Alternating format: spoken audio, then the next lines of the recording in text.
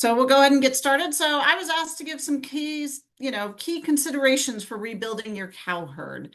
And I think this is a pretty hot topic these days, especially with our cow numbers being where they're at. So I think probably everybody on this call is well aware that our cow numbers are pretty low. So we're at a historical low. I think it's been the lowest numbers in 73 years for our beef cow inventory. And this is due to a number of factors. So, just to name a few, we've had some persistent droughts, especially out west, and kind of prolonged droughts. So we had a lot of liquidation of herds. We also have some high input costs. It's expensive right now, the affordability of running and operating a business. Those prices just keep going up. It includes, interest rates and all of those, they just keep continuing to go up. And then also our aging producers. So we have producers who are getting older and they may not have somebody to take over the operation. I do think there's a lot of people interested in getting into the beef industry. It's just really expensive. By the time they purchase the land and the cattle, that's a huge financial investment. And so I think there's interest to getting in. It's just the affordability of getting in right now makes it kind of bars entry for new producers. And there's been question on the national level, when will we rebuild the national herd? Is it going to happen? Is it not? You know, are we going to rebuild? And that's a question I usually leave it up to the economists. They were saying, 2025 was going to be our rebuild year, came and went. We didn't really see much of a rebuild. Same thing with 2026. I'm not sure we're going to be rebuilding on a national level or getting our numbers way up, considering out west, the Rocky Mountains have had a severe drought. They're way below on their snowpack. So I think they're going to have a rough year out west, and I think that's going to keep those herds from building back and building back up. But I think there's another question we should be asking too, is when should you consider rebuilding your herd? And I'm not sure rebuilding is quite the right word sometimes. I think sometimes we want to say maybe when do you want to consider expanding your herd? And if you are considering expanding your herd, what things should you be thinking about as you go through this process? And that's some of the things that I'm going to talk about today. And I hope that we have some good conversation too. So, if you have questions or something, don't hesitate to ask. Okay, so we've had all this conversation about expansion. What do we need for an expansion to actually occur? What needs to happen for us to increase our herd size? Well, we need fewer heifers being placed in the feedlot. That's usually a big indication that we're going to be going into an expansion, because the assumption is if there's fewer heifers being placed in a feedlot, they're being retained to enter into the breeding herd. But if we're retaining these heifers, we also have to be really aware to improve breeding success. So we're keeping heifers, but we need those heifers to get pregnant, and we also need them to stay in the herd long term. As the herd shrinks, as our cow herd shrinks, there's some big considerations when this happens. So our cow herd is getting smaller. What do we need to consider to maintain that smaller cow herd? Well, the first one's resources. What resources do we have available? What grass do we have available? Our beef cow herd is typically maintained on, well, out west, they're going to be maintained on rangeland. As we come here to the upper Midwest, they're going to be maintained on forages and on pastures. What resources do we have available for them? And it's not just only feed. We've got a lot of feed here in the Midwest. So it's feed resources, but it's also labor and facility resources. One of the major resource constraints that we have here in the Midwest is land availability. There's a lot of competition for the use of that land. And so whether it's going to be in pasture or row crop, or something else there that puts some strain and could put a constraint on expanding your herd. So you might have a smaller herd, and as a result of that, you really need to focus on reproduction and genetics. They're crucial at that point because you need to get those smaller number of cows to be much more productive and be performing at a pretty high level of production. The other thing too is you want to identify any production inefficiencies. Are there spots in your operation where you could maybe be a little more efficient, reduce those input costs, and get a little bit more out on the production side? And that's going to vary from operation to operation. And that's something where you just need to sit down, put pen to paper, look at your operation and say, okay, are we hitting our benchmarks for reproduction? What are our calves weaning at? So this really comes down to you need to record it, you need to measure it, and then you need to sit back and look at that information. And finally, as the herd shrinks, when it comes time to cull or keep cows, you need to be really selective. I'm a firm believer in some ruthless culling. So if she doesn't hit the mark, she probably needs to go to town. And you really want to be keeping your best cows in that herd because your numbers are down a little bit. So you really want to make sure those that you are keeping are your best performing cows and they're producing your best calves for that next generation. So that's if the herd shrinks. What about if we are considering expanding? Well, it's a lot of the same considerations. If you're going to be expanding, what do your resources look like? What feed do you have available to feed this herd and, feed them in an economic, in an affordable way? Also, do you have land? What resources do you have? Do you have the labor to help you with expanding and running more cows? All of these things should be considered because resources isn't just the feed, it's also your labor and your management. Reproduction and genetics are also crucial. Even though we're trying to expand, now we want to have more females in the herd. We need them to get pregnant to produce more calves. And we also want to think about what genetics we are incorporating into the herd to move that needle forward. And again, we got to identify those production inefficiencies. As you're expanding, you want to make sure that as you expand and bring in more numbers, that as we change in that production and in your operation, are there anything that might be exasperated where you're going to see an additional, maybe it was a little bit of a profit loss, but now with more animals, is it going to become bigger or not? So again, that's something you got to sit down, make sure you're tracking the performance of your herd and take some time to look at it. And then again, we're expanding. So now you want to be selective on which cows you're going to retain. You still want to be, you still want to have a level where you want to keep these cows. You want to avoid having to keep a cow because, she might have been crazy and chased you up the fence, but she's pregnant. So maybe you want to keep her. What you want to get to a point where you can select and just keep your best producing cows, preferably the ones that don't chase you up the fence. And also, what are you going to consider for the replacements coming in? What is that new generation of females? What do they look like? And now you're considering how many replacements are you bringing in as you try to expand your herd. So let's think about these little points a little bit and kind of dive into them a little bit more.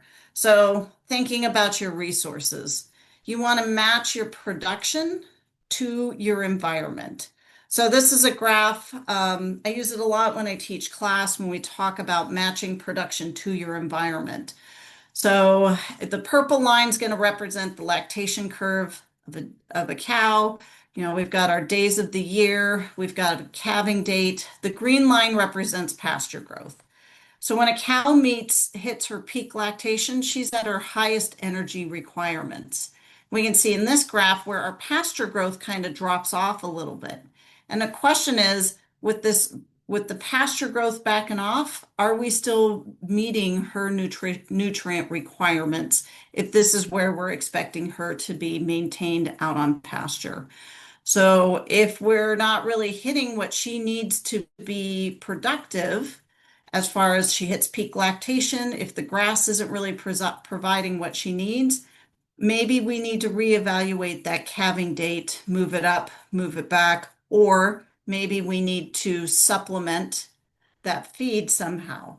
So these are all questions you need to ask yourself is where's your production cycle and is it fitting what resources you have available to help you make these decisions. Same thing comes down for reproduction. If you are planning to implement AI and estrus synchronization, do you have the labor and the resources available and the facilities to really execute that well? So look at your production. And when I say environment, a lot of times that also means your management. On top of that, there's also matching our genetics and our production to environment. So, like Ryan said, I grew up in New Mexico, and that picture off to the left, that is New Mexico in defense of that ranch. That was a severe drought that year. But even when they get rain, it doesn't get much greener than that. And then on our right side, we've got nice picture from here in Iowa. So very different environments. We need to make sure that the genetics of our cattle match those environments for that production level. So in New Mexico, probably going to have some more moderate sized cows, be very moderate on milk because we have to be very careful if her production level goes above what her environment can provide for her, she's most likely going to fall out of the herd. On the flip side, as in Iowa, we've got a lot more readily available feed. So we can maybe push that a little bit and kind of push that production up a little bit. And so we just have to be very aware of what our environments are and what genetics we have going into those environments. Our ideal cow is that cow who is productive in her environment and that her genetics match that environment and she's producing a calf every year. And that calf does well, goes in the feedlot, performs well, and so forth. So that's our ultimate goal. We just need to be aware of what our genetics are and what that environment also, what environment we have, what resources are available, and we want to match those two. So let's focus on reproduction a little bit.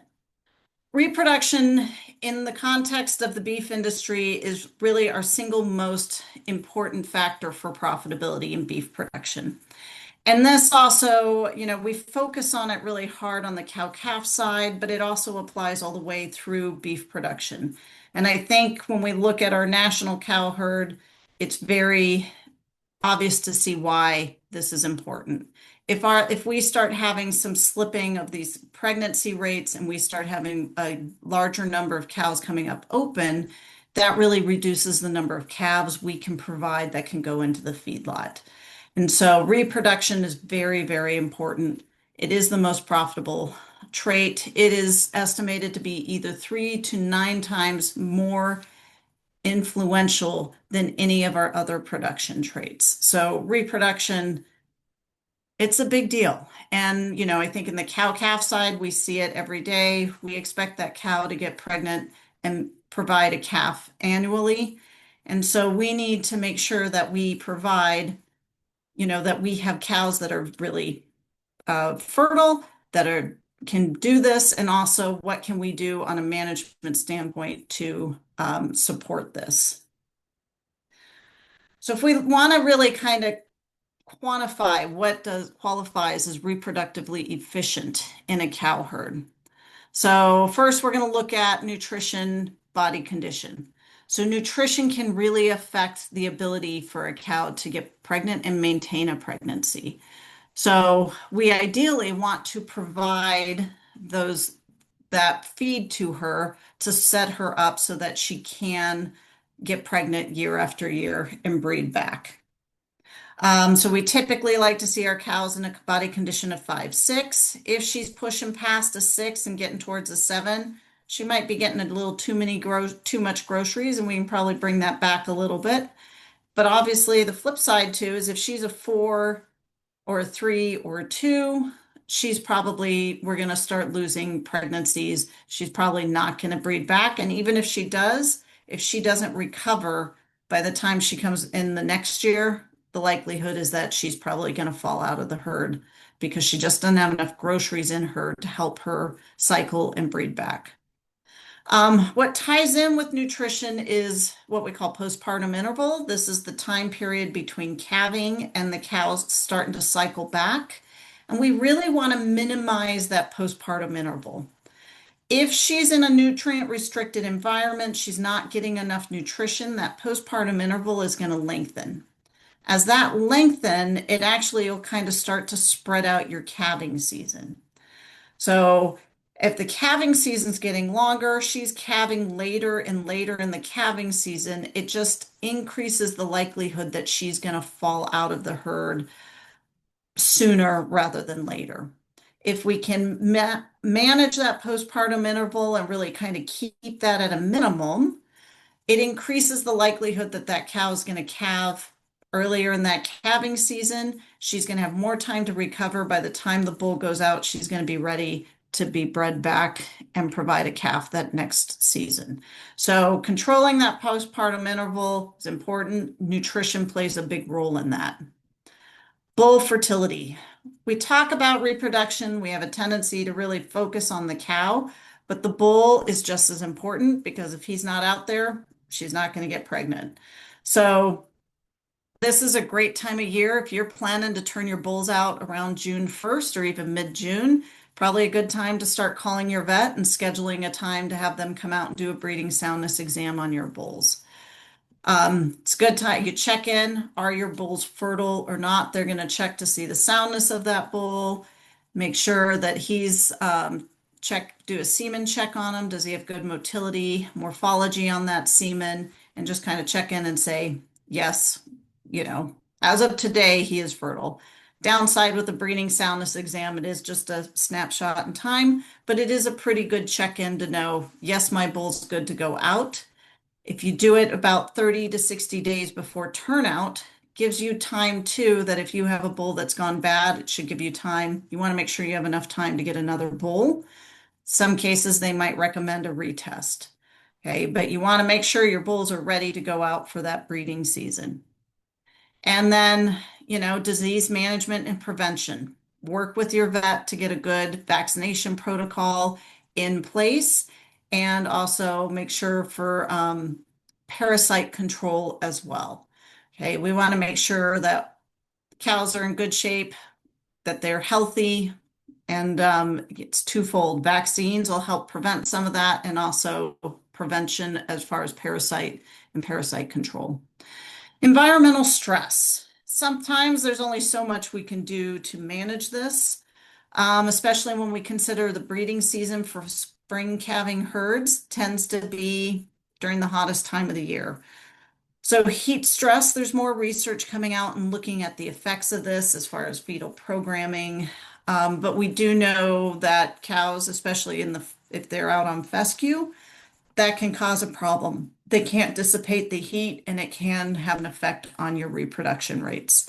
So keep in mind, there's only so much we can handle for that. But, if it's hot and they're out in a pasture, make sure they've got some shade, maybe some trees they can get under to kind of help them during that hot time of year. And then, of course, genetics and replacement. And we'll talk a little bit more about genetics, but genetics does play a role. It's not only the genetics for her cow as far as her genetics for reproduction, but it's also the genetics that she's going to pass on to the next generation. And also, what replacements are you bringing in? What bulls are you bringing in to help move that needle for genetics forward over time? Because it's an incremental change, but you want to always be thinking about that next generation when it comes to genetics. And then obviously management practices. Examples are estrus synchronization. Are you going to AI? Are you not? But maybe use estrus synchronization to help you tighten up your calving season a little bit. So there's a bunch of management strategies that you can use to help improve that reproductive efficiency of that herd. And especially if you've got these under control and you're able to manage the cow herd, you've got good pregnancy rates, and you've got cows you don't have a large fallout of young cows. If you're thinking about expanding your herd and increasing your herd, This will just help you do that because now you've got good or good pregnancy rates. You got heifers coming in. Maybe you're bringing in some older cows into the herd, but maintaining this efficiency will help you to expand year after year as you want to expand that herd. Flip side is if you do find that you are kind of at your limit for animals, you also want to make sure this efficiency is in place for reproduction because you want to maximize the number of calves you're getting out of the herd that you have. Okay, heifer retention. Anytime you go to look up about herd expansion, they're going to talk about heifer retention. And like I said earlier, this is kind of our big indication of are we having an expansion or not. If we're seeing heifers being placed in the feedlot, then obviously they're not being held back to be bred and to be replacements in the herd. And typically, when we talk about expanding our cow herd, we put a lot of focus on heifers, bringing in heifers into the herd as a way of expanding and increasing your herd numbers. So, some considerations when we think about heifer retention. Heifer reproductive success, it's critical to our overall herd reproductive efficiency. Now, heifers are kind of in a unique place. If you are keeping, let's say you've got yearling heifers this year, you're going to breed them. If she does not get pregnant as a yearling, there's still an option to sell her as a feeder calf, and you can still get a pretty decent amount of money for her. But once she gets pregnant and you hold her and she calves as a 2-year-old, but she fails to breed back as a 2-year-old, we tend to see a major drop in the amount of what we're going to get for her when we send her to town. So heifers are in this unique situation where this is the one time that if she fails on a reproductive side, we've got an avenue to still regain some of that, regain some value for her. Now, I'm a firm believer in putting a lot of pressure on our heifers to get pregnant. So, using AI and having a short breeding season of about 45 days is a great way to say she either gets pregnant or she doesn't. This is her, let's put the pressure on her early because we want to put that pressure on early because once she gets older and stays in the herd, we want her to stay in the herd long term and not just fall out that next year. So try to really think about a shorter breeding season for our heifers, put the pressure on them early. Might also consider managing them and breeding them so that they would calve about a month, 3 weeks, 2 weeks before your mature cow herd. Heifers take a little more time. That postpartum interval is just longer on heifers. So they need a little time to bounce back before they can breed. If they've calved out before the rest of the herd, she's got a little more time before you turn her out with the mature cow herd. She's got a little more time to recover. Heifers, when we think about, heifer retention, there's a big question too. Is it worth raising your own replacement heifers or buying heifers? We refer to heifers sometimes as non-producers because she is not producing anything or return on investment until she's 2 years old. So she has to be at least 2. So she's going to be a yearling before we breed her, and she's going to be at least 2, maybe a little bit older by the time she produces a calf.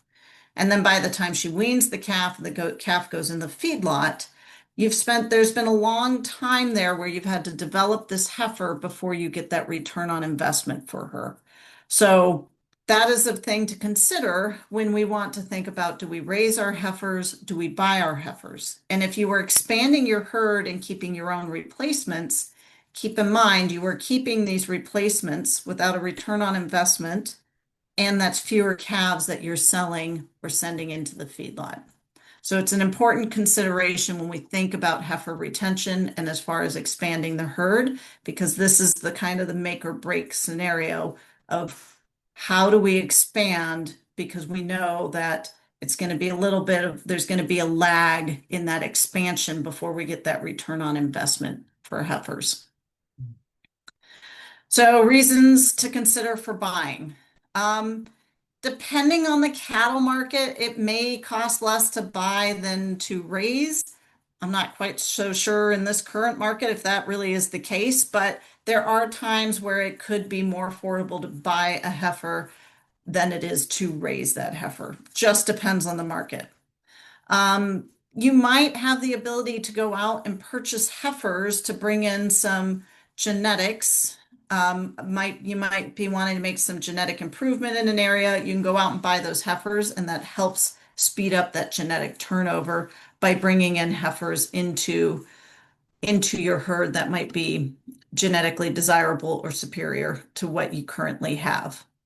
It does free up resources, so feed and labor for, the use for, let's say, older cow, your older cows. So if you are buying heifers, especially if they're bred heifers, you've freed up that resource. You're not feeding those heifers for that year. You've freed up resources that could be used for the cow herd.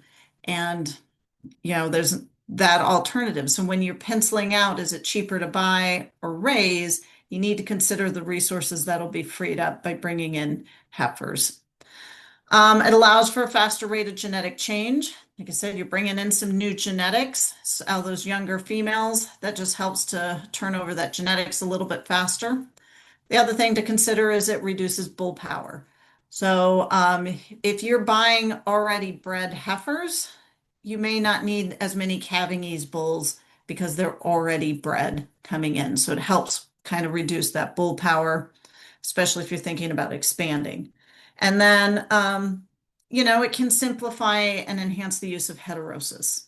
So if you're thinking about doing a crossbreeding system, if you are purchasing heifers in, it can really help to simplify that. So let's say you want to do some crossbreeding with some Hereford and Angus. If you bought in some Angus heifers and you bred them to a Hereford bull, right there, you've done that. And then all you just do is you would just buy in your new replacement females of one breed and have a bull of another breed.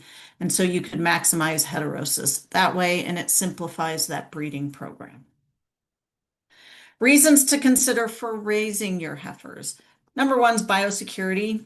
Anytime you're bringing outside animals to be on the farm, you run the risk of inadvertently bringing something in with them. We always hope that the animals you're purchasing are healthy, but there is always that risk. So it's just keep that in mind. May cost less to raise than to buy. Again, depends on the cattle cycle, depends on your operation and your resources as well. If you're raising your own heifers, you know what you have. And so you know your genetics and you know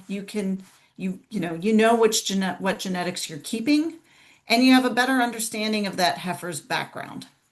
The big thing is she's going to be acclimated to the farm, and she's also going to have grazing knowledge and behavior knowledge of being on that farm. Compared to if you bought a heifer from, let's say, Montana, you brought it in, it's a very different environment. And so might take some acclimation for those heifers coming to a new farm. Whereas if they're raised on that farm, they're already acclimated on that farm. So kind of the pros and cons there. So at the end of this, so is it better to buy or raise your own heifers? And this is really going to be dependent on your operation and what you are, what your operation is, what your resources are, and what your labor is. So there's differences in available resources and what your goals are. You should analyze the benefits and the cost on a case-by-case basis. So it should, think about your operation, what's going to work for you. And the goal is for the most economical method for acquiring those heifers. So I have a link here. I'll make sure that Ryan shares it with the group. And we've got on our Ag Decision Maker, we've got a spreadsheet there that kind of a worksheet that you can sit down and go through, helps you put together the numbers that you would need and can help you kind of make that decision. Is it better for me to go buy my heifers or raise my own? We're talking about this in the context of expansion as well, you might find that you might have to do a little bit of a hybrid of this where you're retaining some and also purchasing some. So depending on what your herd is, what your numbers are, and how quickly you're hoping to expand, you might need to buy some cattle to bring them in to help boost those numbers and increase those numbers more quickly. So my background is in genetics, so I have to admit it's one of my favorite things to talk about. So hopefully half of the people on this webinar didn't just hit the snooze button and go to sleep. But when we talk about expanding, and even with the fact that our cow herd's kind of contracted right now, genetics is still important because as we move forward, we want to think about what genetics we have and what we are planning to traits we're going to improve on. Because genetics isn't about today, genetic improvement is about the next generation. It's about next year and the year after that. And it's very much about moving the needle. And sometimes we can move the needle kind of quickly, sometimes it's a little bit slower. And a lot of that is dictated by heritability.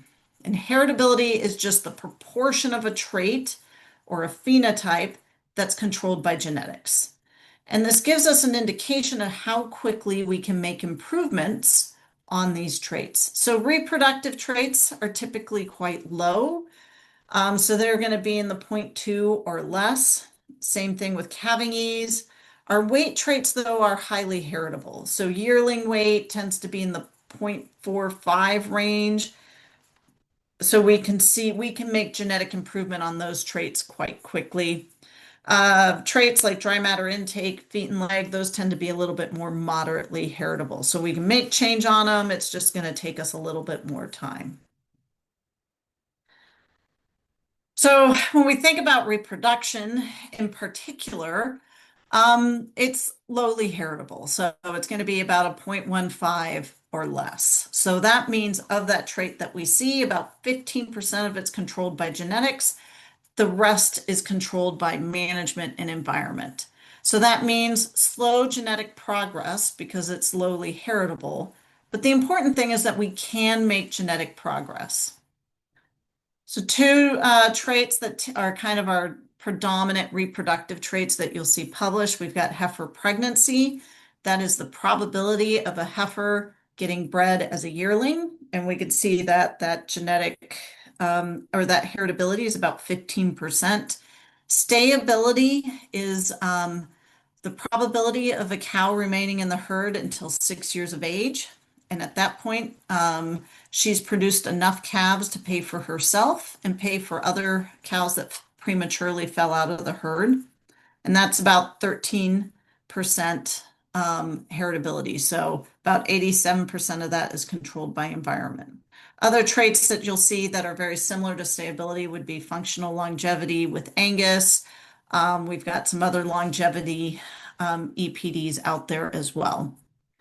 And I think the important thing to think about is that, I think it makes sense, right, for reproduction. You know that if you go out and we screw up nutrition or the bull goes bad, things like that, that's an environmental influence and that could affect her ability to get pregnant. Okay, so it makes sense. But the question is, well, if it's lowly heritable, do we even bother for this on a genetic standpoint? And I think, especially right now with the contracted herd size and how important reproduction really is and making that improvement over time, it's really important that we actually function on, or we actually focus on these traits.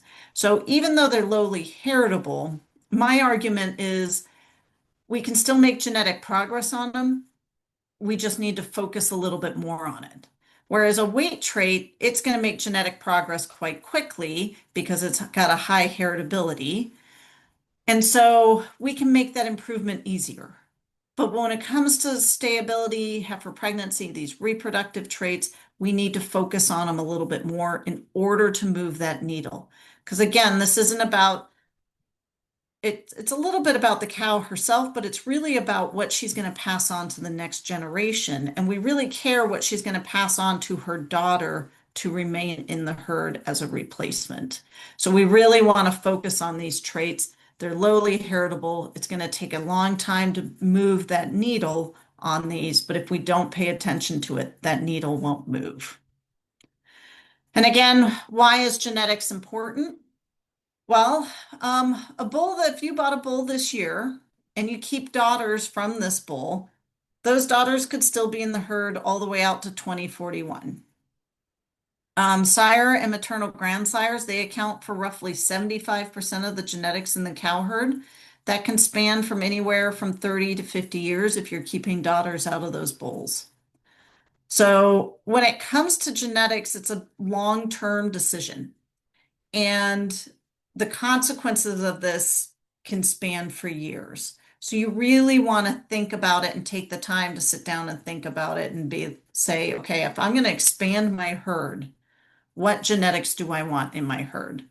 Because it's going to be around for a while. So you really want to think about that as you start to expand. If you are keeping more females in your herd, which of those replacement heifers that you're going to keep, what are the genetics that you are really striving for, and how are you going to get there? So have a plan, have a breeding objective, know what you want to select for, and be very intentional with that selection. And I'd be remiss if I didn't bring up crossbreeding. Crossbreeding, in my opinion, is one of the most underutilized and most inexpensive tool in the toolbox that we have out there. Heterosis and hybrid vigor has been shown year after year. What it is if we've got crossbreeding, we have two different breeds. The combination of those genes, heterosis, we would expect that calf to perform as the average of the parents, but heterosis is where that calf actually performs better than the average. So there's like a little extra boost in that performance. And it's really big when it comes to improvements for reproduction. So we tend to see it on what we call fitness traits, so reproduction and health, we tend to see a big boost when it comes to crossbreeding. So the USDA Research Center, US Meat Animal Research Center, it's out in Nebraska. They did a study, this was, I think, 30, 40 years ago, where they showed that there was an 16% increase in cow longevity and a 36% increase in weaning weights from heterosis. And this was from some British crosses that they used. That's a pretty big improvement in the performance of those traits.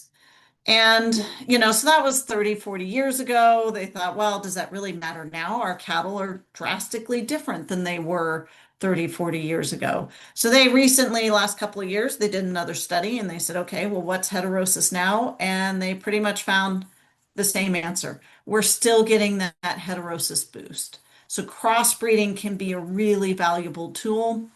The main downside of crossbreeding is it's hard to maintain that certain level of heterosis in your herd and keeping the breeds, kind of have to be organized and really thinking ahead of how you want that crossbreeding system to be implemented. So there's ways that we can do it, but that's kind of always been the downside of crossbreeding. But heterosis, it can be a big boost to production.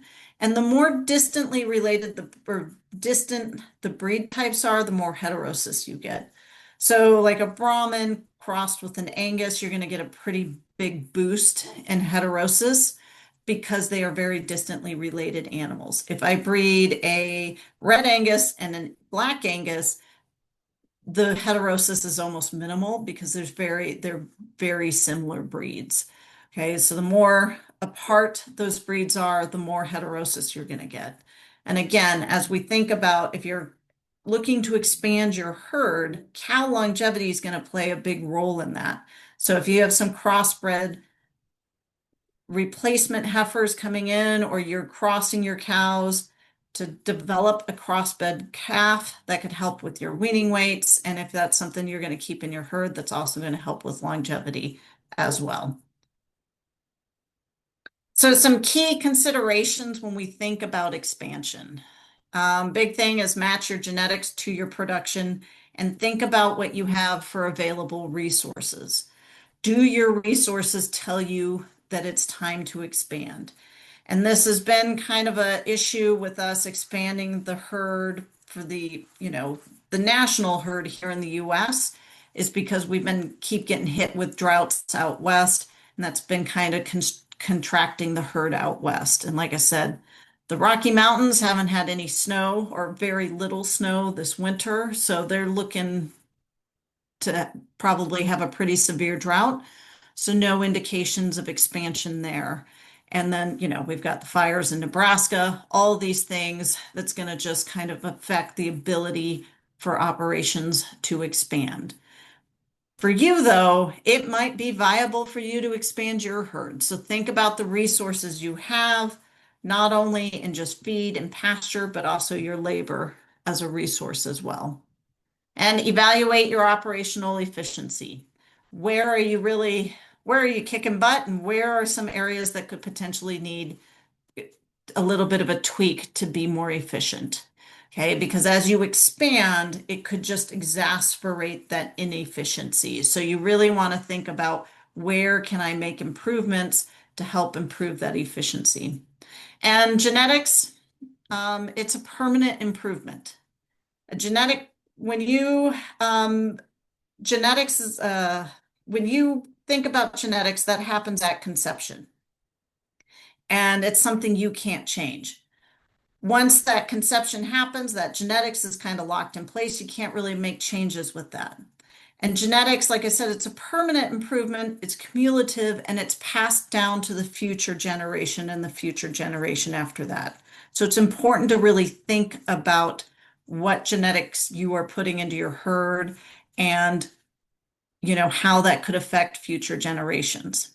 Unlike nutrition and management, you can make course corrections as you go, and it's pretty easy to see those changes. And you make a change and it's not there permanent for the most part. But for genetics, that's going to be permanent, it's long term, it's generational. Okay, and then management, it can be a determining factor. So genetics alone won't get it done. You have to have the management in place.